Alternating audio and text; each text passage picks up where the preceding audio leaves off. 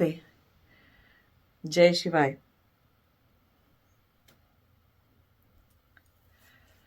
एक प्रश्न है जिसका उत्तर देने के लिए बहुत सारे शब्दों का इस्तेमाल करना पड़ेगा, क्योंकि अगर थोड़े से में शब्दों में समझा देंगे तो फिर समझ ही नहीं आएगा बहुत सारे लोगों को, और नहीं तो उसके पीछे बहुत गहरा जो अज्ञान है वो पूरा ही दूर नहीं होगा तो भी बात नहीं बनेगी, बहुत सारे लोगों को नहीं समझ आएगा, है ना। मौन की भाषा समझ सकते तो फिर बात ही क्या थी, उतना तो सब लोग नहीं पहुंचे हैं अभी। तो पूरी बात करने के लिए कई बार उत्तर जो है वो बहुत गहरा, बहुत लंबा हो जाता है।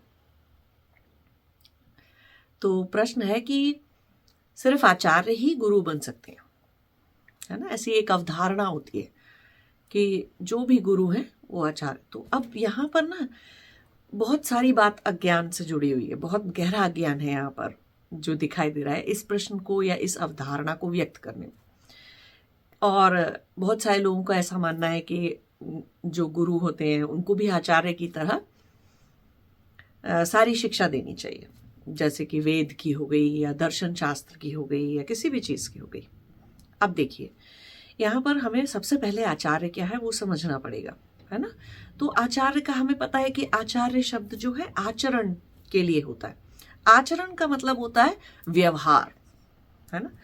तो वो एक व्यवहार जो है, आचरण जो है, उसका पहला अर्थ तो हम चलिए बाहर देख लेते हैं, बाह्य रूप में देख लेते हैं। बाह्य आचरण, तो बाह्य आचरण किससे करोगे आप? कोई भी आचार्य है या आचरण है तो आचरण हम किससे करते हैं? बाह्य में जो भी हमारे बाहर आसपास मनुष्य हैं, हमारे घर वाले हैं, बाहर वाले लोग हैं और अनजान लोग हैं, रिश्तेदार हैं, माता पिता हैं, बच्चे हैं, कोई भी है, तो मनुष्य जाति से आप व्यवहार करोगे। दूसरा व्यवहार आप कैसे देख सकते हो कि पशु पक्षी हो गए, कीट पतंगे हो गए, उसके प्रति आप किसी का व्यवहार कैसा है ना, कितनी सद्भावना है या कितनी क्रूरता है या कोई भी चीज है। तो ऐसे सारे उनके प्रति व्यवहार हो गया, पशु पक्षी और दूसरी प्रजाति के लोगों के प्रति। और फिर व्यवहार आप ऐसे भी देख सकते हो कि गरीब के प्रति या अमीर के प्रति व्यवहार ऐसे भी देख सकते हो कि किसी अज्ञानी के प्रति या ज्ञानी के प्रति, है ना। तो कोई भी भेदभाव के बेसिस पर भी हम देख सकते हैं कि किसी का व्यवहार कैसा है। फिर हम देख सकते हैं कि ये तो दो पशु पक्षी और मनुष्य के प्रति तो देखते ही देखते हैं, फिर हम ये भी देखते हैं कि जो व्यवहार है उसमें आप देखोगे कि वो व्यक्ति किसी भी अन्य प्रजाति या अन्य चीज के तरफ कितना वो रखता है। कि व्यवहार जो है ऐसे भी देखा जा सकता है भेदभाव में कि अपने ही संप्रदाय या अपने ही तरह के लोगों के प्रति और किसी दूसरी रेस, किसी दूसरी एथनिसिटी, किसी दूसरे धर्म के जो अनुयायी हैं उसके प्रति व्यवहार देखा जा सकता है। छोटे बड़े के प्रति, बूढ़े या जवान के प्रति, स्त्री या पुरुष के प्रति, किसी के भी प्रति व्यवहार। तो ये तो व्यवहार का बाह्य रूप हुआ। बाह्य रूप में एक और चीज आती है आचरण के उसमें, है ना, कि व्यवहार जो है वो यहाँ पे गुण धर्म की बात नहीं कर रहे हैं हम, तो गुणों तक नहीं जाना किसी के अभी, लेकिन व्यवहार की बात हो रही है, आचरण की बात हो रही है। आचार्य शब्द की कैसे की उत्पत्ति कैसे होती है और उसके पीछे का पूरी ज्योग्राफी क्या है, उसका पीछे का पूरा भेद क्या है, उसको पूरा जानने की बात हो रही है। अब आचरण को हम देखते हैं कि उस व्यक्ति का अपने स्वयं के साथ आचरण कैसा है। स्वयं के साथ होता है कि आपके अंदर अपने प्रति करुणा है कि नहीं है, अपने प्रति दया भाव है कि नहीं है। आप जल्दी से अपने प्रति द्वेष बना लेते हैं, अपने प्रति ही आपको कुछ चीजों से अति का मोह है, शरीर से तो होता ही है। कोई आचार्य हैं तो जरूरी नहीं होता कि उनकी अपनी योग की जो पूरी यात्रा है, अध्यात्म की जो यात्रा है वो खत्म हो गई हो, है ना, वो पूरी समाधि तक आ गई हो। अगर आ जाती तो फिर जो समाधि ही प्राप्त हो जाती तो हम उन्हें गुरु कहते, फिर हम उन्हें आचार्य नहीं कहते, ठीक है। तो अब उनका अपने प्रति आचरण कैसा है, अपने प्रति व्यवहार कैसा है, अपने आप में व्यवहार कैसा है, और कितनी योग तपस्या साधना वो करते हैं। ज्ञान की योग तपस्या साधना करते हैं लोग, बहुत पढ़ाई करते हैं, बहुत धर्मशास्त्र पढ़ते हैं, दर्शन पढ़ते हैं, वेद पढ़ते हैं। तो आचार्य लोग हमेशा पठन पाठन में बिजी रहते हैं और ये सारी चीजें करते रहते हैं आचार्य लोग, है ना। तो और दूसरों को भी पढ़ाते रहते हैं, जितना उन्होंने खुद सीख लिया, खुद पढ़ लिया, उसके बिहाफ पे वो दूसरों को भी पढ़ाते रहते हैं। तो ये हो गया उनका स्वयं में आचरण कैसा है, कितना स्वाध्याय है, कितना पेशेंस है, धारणा कितनी गहरी है कि घंटों तक बैठ के पढ़ रहे हैं। तो वो आचार्य का एक अपने स्वयं के साथ व्यवहार हुआ। अब ये तो बाह्य व्यवहार था, आंतरिक व्यवहार क्या है आचार्य का?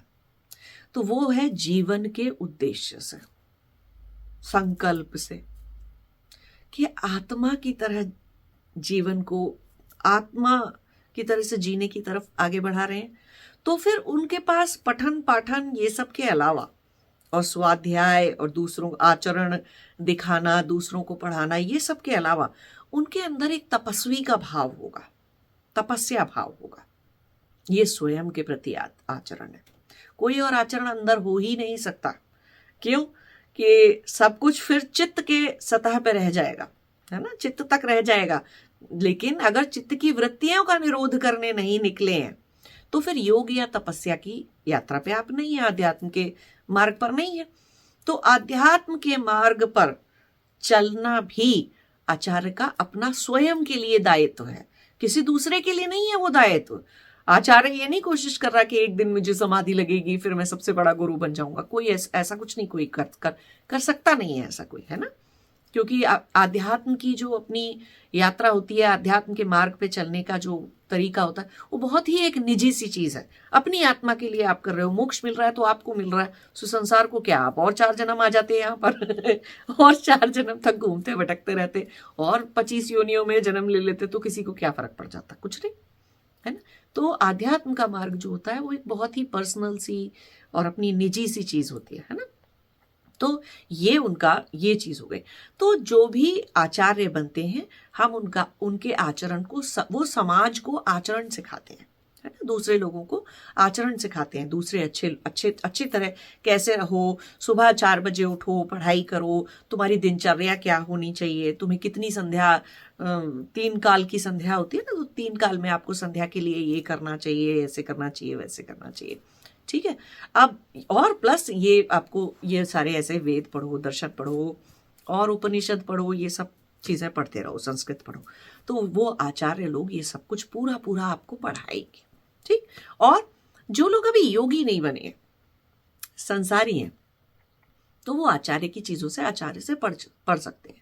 अब आचार्य शिक्षा तक सीमित है, आचार्य का खुद का ज्ञान भी और आचार्य का पढ़ाने का तरीका भी शिक्षा तक सीमित है, विद्या तक नहीं पहुंचे आचार्य खुद भी। विद्या तक सिर्फ गुरु पहुंचता है, क्योंकि विद्या वो चीज नहीं है जो किताबों से आती है, शास्त्रों से आती है और कहीं और से आती है ना। विद्या सिर्फ ध्यान और गहरे ध्यान और धारणा और समाधि से आती है। जैसे कि पतंजलि ने योग सूत्र में बताया ना हमको कि छोटी छोटी समाधियां भी होती हैं, विशेष किसी सब्जेक्ट के ऊपर किसी विषय पे लगा लेने वाली समाधियां होती हैं, ठीक है। हाँ ठीक है, उनसे मोक्ष नहीं मिल जाता, लेकिन समाधि है वो अपने बिल्कुल टेक्निकल संदर्भ में अगर हम उसको देखेंगे तो वो समाधि होती है। जैसे कि ध्रुव तारे पर समाधि लगाओ, है ना, संयम करो, समाधि लगाओ, संयमा बोल देते हैं कुछ लोग उसको, संयम है वो, संयम समाधि, वो लगाओ तो पूरे तारामंडल का ज्ञान हो जाएगा, एस्ट्रोनॉमी का ज्ञान हो जाएगा और वो सब।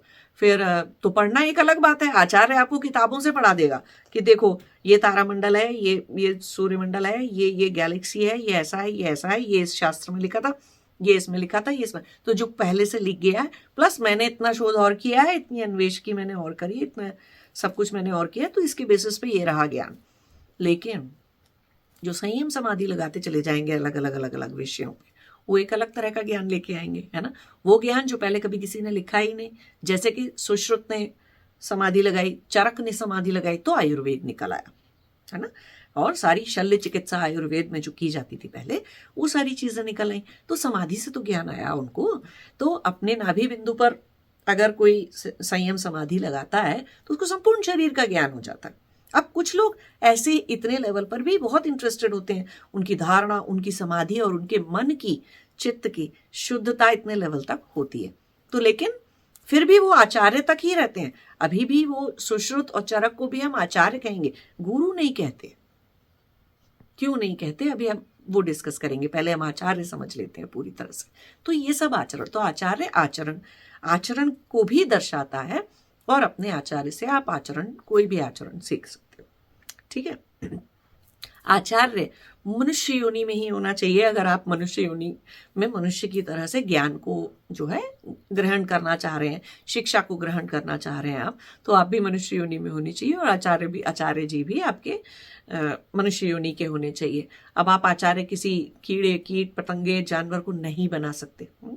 आप आचार्य किसी देवी या देवता को नहीं बना सकते। आप आचार्य परमात्मा को भी नहीं बना सकते।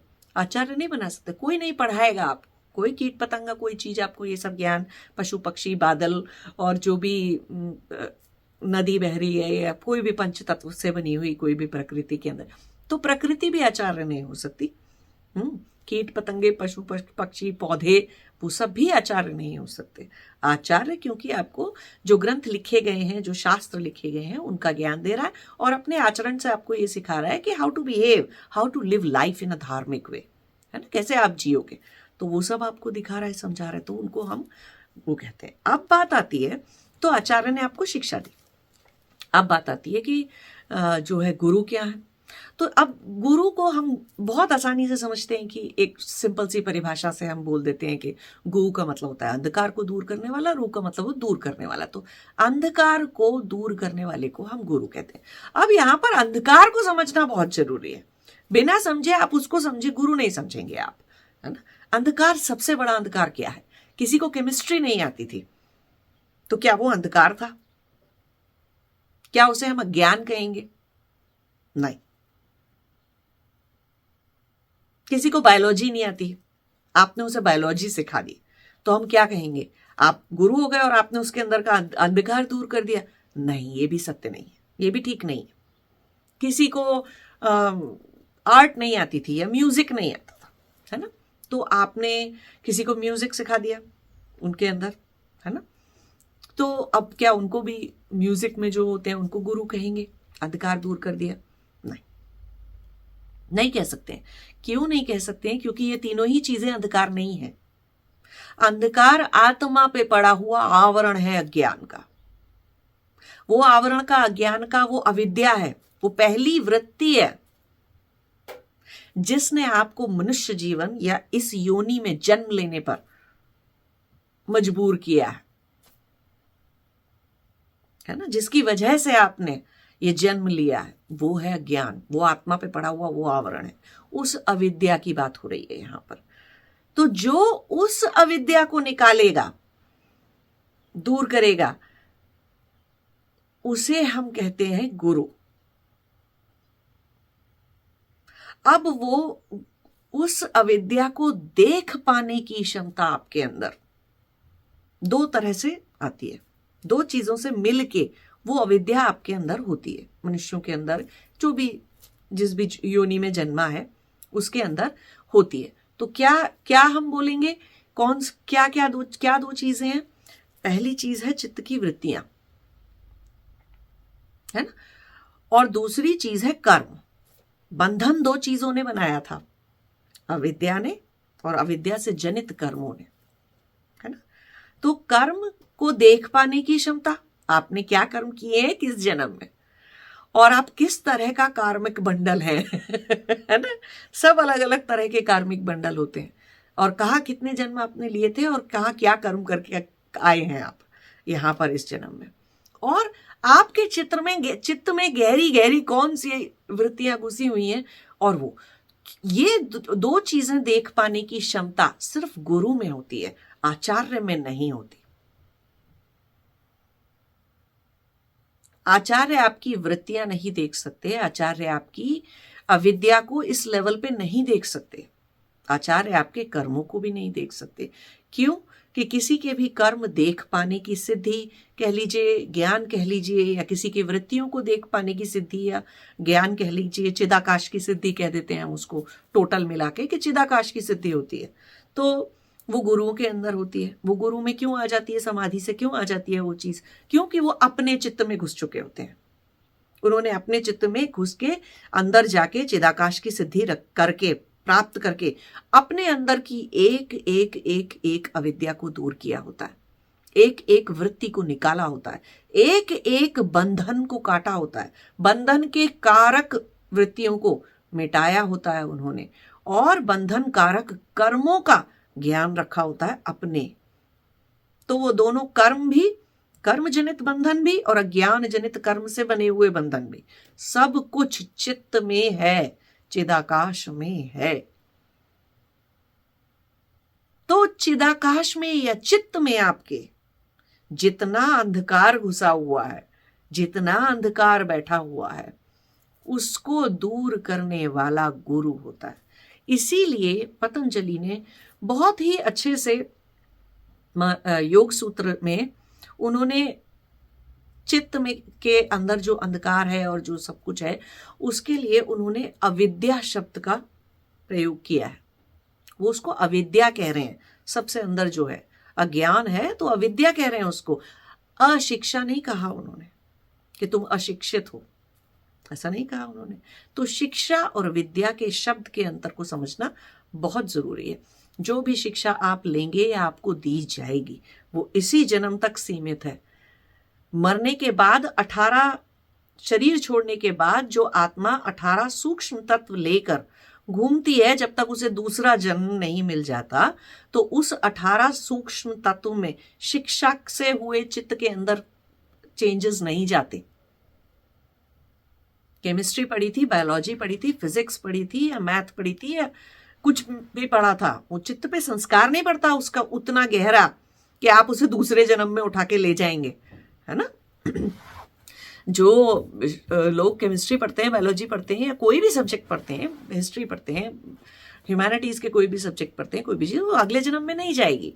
लेकिन विद्या कोई प्राप्त की अगर आपने, विद्या सिर्फ साधना से आती है, धारणा ध्यान समाधि से आती है, यम नियम का पालन करते हुए आसन प्रत्याहार मुद्रा और प्राणायाम उस सब को सिद्ध करने से आती है ना। तो आप ये सारी चीजें जब कर लेते हो, ध्यान धारणा, इससे जो चित्त में चेंजेस होते हैं आपके, वो उस 18 सूक्ष्म तत्व के चेंजेस हैं जो आप मरने के बाद लेके जाते हो, है ना। तो इसीलिए हम उसको विद्या कहते हैं, जो साधना से, योग से, तपस्या से आएगी। वो किताबें पढ़ने से और ये सब कुछ करने से नहीं आएगी, वो तो आचार्य का। तो गुरु कौन सा अंधकार दूर कर रहा है? जो आत्मा पे पड़ा हुआ अंधकार है, जो वृत्तियों की वजह से पड़ जाता है, अविद्या की वजह से पड़ जाता है ना। उस तरह के स्पिरिचुअल इग्नोरेंस या अज्ञान या अविद्या को दूर करने वाला गुरु होता है। लेकिन आदरवश, सम्मानवश हम गुरु कह देते हैं सबको, है ना। चाहे कोई म्यूजिक पढ़ा रहा हो, चाहे कोई केमिस्ट्री पढ़ा रहा हो या फिजिक्स पढ़ा रहा हो, मैथ पढ़ा रहा हो, कुछ भी कोई पढ़ा रहा हो, उनको गुरु कह देते हैं। किसी ने कुछ भी हमें सिखा दिया तो हम उनको गुरु कह देते हैं, गुरु मान लेते हैं। लेकिन इसके अंतर को समझना बहुत जरूरी है कि क्या चित्त का ज्ञान, चित्त की चीजें और क्या चेंजेस आप, कौन सा ट्रांसफॉर्मेशन इस जन्म का आप अगले जन्म में कैरी करोगे और कौन सा नहीं करोगे, वही सबसे बड़ा डिफरेंस है। ठीक है। अब इसमें एक और बात आ जाती है कि बहुत सारे लोग अब ऐसे बोल देते हैं कि गुरु जो है वो आचार्य ही गुरु बनेगा। नहीं, अगर ऐसा होता कि आचार्य ही गुरु बनते हैं तो फिर पतंजलि के योग सूत्र में पढ़ लो या वेदांत में पढ़ लो या आप जो है किसी भी दर्शन शास्त्र में पढ़ लो, महाभारत में, गीता में पढ़ लो, या फिर आप किसी उपनिषद में पढ़ लो, या आप किसी रामायण में, योग वशिष्ठ में पढ़ लो। किसी भी ज्ञान के ग्रंथ में अगर आप पढ़ोगे ये वाली बात, तो आपको समझ में आएगा कि आध्यात्म के 4 मार्ग थे, 4 मार्ग हैं, है ना। भक्ति मार्ग होता है, फिर कर्म योग का मार्ग होता है, क्रिया योग का मार्ग होता है और ज्ञान मार्ग का योग का मार्ग होता है। ठीक है। तो अगर हम ये कह रहे हैं कि आचार्य ही गुरु बन सकता है, तो इसका मतलब सिर्फ ज्ञान मार्ग पे चलने वाले लोग, क्योंकि वो पहले पढ़ रहे होंगे, सारे स्क्रिप्चर पढ़ रहे होंगे, ज्ञान मार्ग से जा रहे हैं तो पढ़ते पढ़ते जा रहे होंगे सारी चीजें, है ना।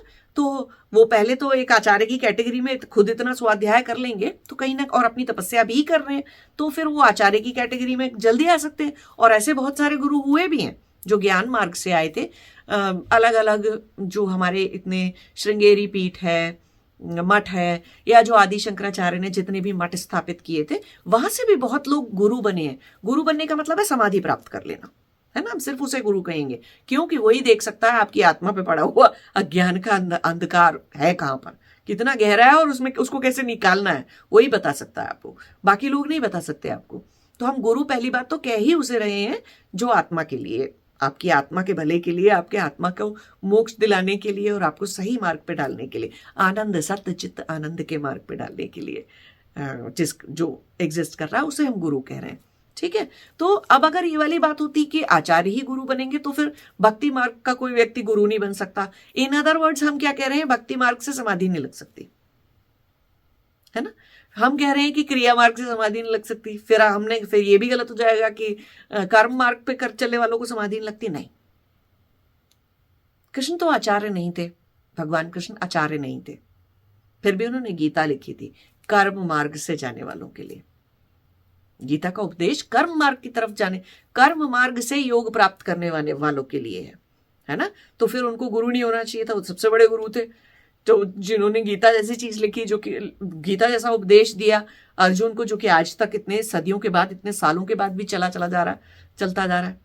ऐसे ही राम योग वशिष्ठ के लिए जो वशिष्ठ जो गुरु थे, उन्होंने जो उन्हें ज्ञान दिया, भगवान राम को जो ज्ञान दिया, और उनका जीवन जो एक संदेश बन गया आचरण का और हर चीज का, आचार्य वो भी नहीं थे, है ना।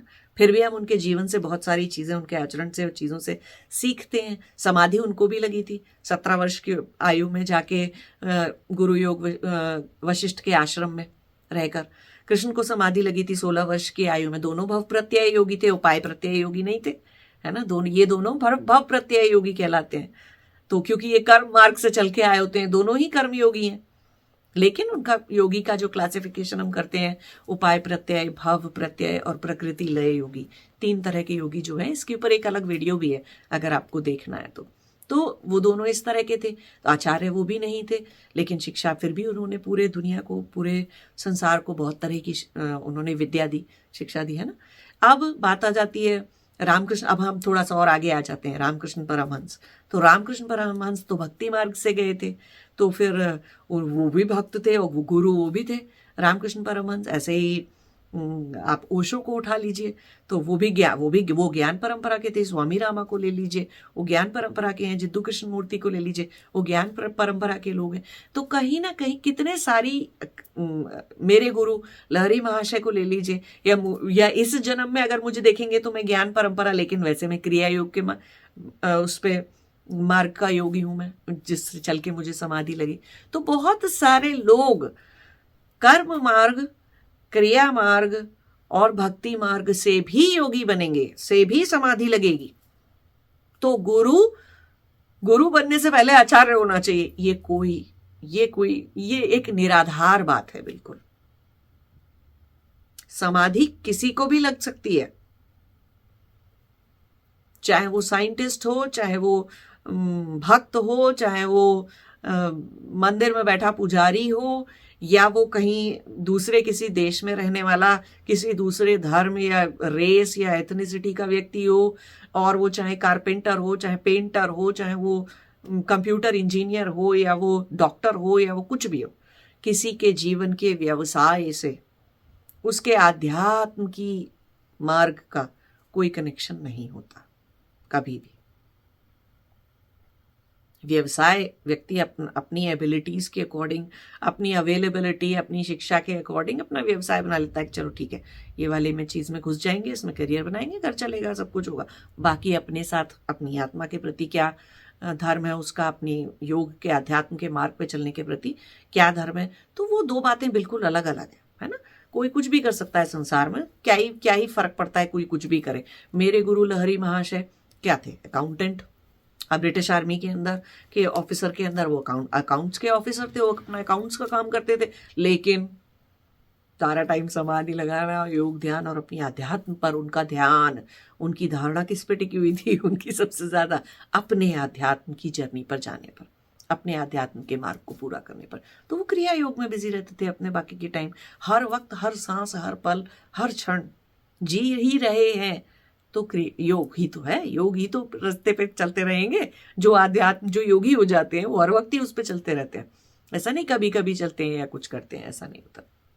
नमस्ते, जय शिव।